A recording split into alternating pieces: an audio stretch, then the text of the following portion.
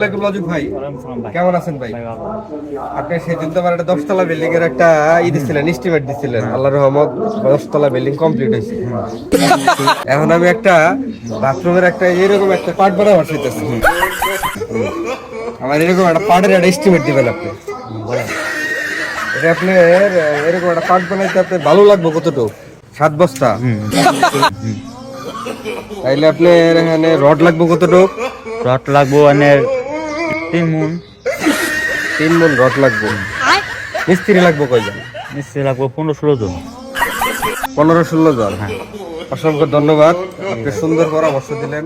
দেখি আপনার পরামর্শে আমি আবার শুরু করবো, কাজটা শুরু করি, দেখি কি অবস্থা। আরেকটা কথা। হ্যাঁ ভাই, সময় লাগবে কয়দিন এই কাজটা করতে? সময় লাগবো মানে কয়দিন লাগবে? 1 মাস।